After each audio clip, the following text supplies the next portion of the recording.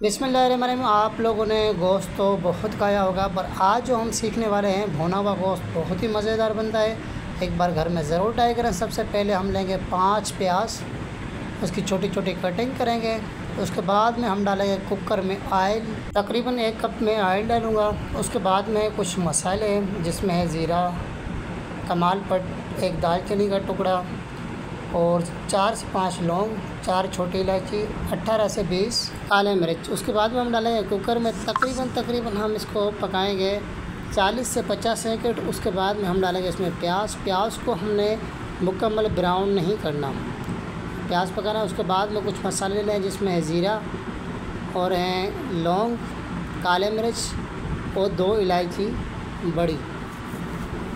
इसको हम ग्राइंड कर लेंगे, इसको पीस लेंगे क्योंकि ये हमें बाद में डालना है। उसके बाद में जो टमाटर है उसको भी हम पीस लेते हैं। और जो हमारे प्याज थे वो तकरीबन गोश्त डालने जैसे होगा, क्योंकि हमें मुकम्मल ब्राउन नहीं करने, तो हमने गोश्त डाला। उसके बाद में डाला अदरक और लहसुन का पेस्ट। उसके बाद में हम डालेंगे कुछ इसमें मसाले, जिसमें हल्दी, जिसमें हस्बे ज़ायक़ा नमक, 1.5 चम्मच लाल मिर्च है और तकरीबन आधा चम्मच है हल्दी का। हम गोश्त में डाल के अच्छी तरह से भूनेंगे। उसके बाद में थोड़ा थोड़ा पानी भी डालते रहें और अच्छी तरह से भूनते रहें। उसके बाद में हम डालेंगे इसमें टमाटर की पेस्ट डालने के बाद में हम देंगे इसको ढक्कन तकरीबन 2 मिनट के लिए। उसके बाद में डालेंगे हरे धनिया की डंडियाँ, हरा धनिया नहीं पर हरे धनिया जो होता है उसकी डंडियाँ होती है ना, वो हम काट के डालेंगे और अच्छी तरह से हम इसको फिर भूनेंगे, क्योंकि ये गोश्त जितना हम अच्छी तरीक़े से भूनेंगे इतना ही बेहतरीन बनेगा। उसके बाद में हम 2 कप डालेंगे इसमें पानी के और इसको अच्छी तरह से चला के देंगे।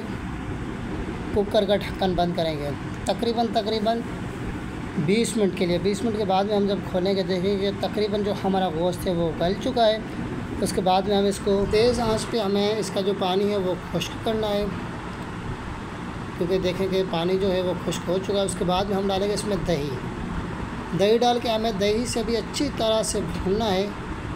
और उसके बाद में कुछ मसाले जो हमने पहले मसाला पाउडर किया था उसका 1 चम्मच काले मिर्च, 1 चम्मच है सूखा धनिया और कसूरी मेथी, ये डाल के जिस प्याली में हमने दही डाली थी उसमें पानी थोड़ा सा डाल के वो हम डाल देंगे इसी गोश्त में और अच्छी तरह से भूनेंगे। जब इसका पानी खुश्क हो जाए, ऑयल बाहर आ जाए, तो हमारा समझ लें भुना हुआ गोश्त तैयार हो चुका है।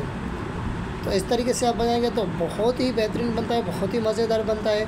एक बार आप घर में ज़रूर ट्राई करें। आज का थैंक्स स्पेशल मीर हसन पक्को मोड़ वालों को। और उसके बाद में माशाल्लाह बहुत ही बेहतरीन बनता है। तो जज़ाकल्लाह, मिलते हैं एक नई वीडियो में।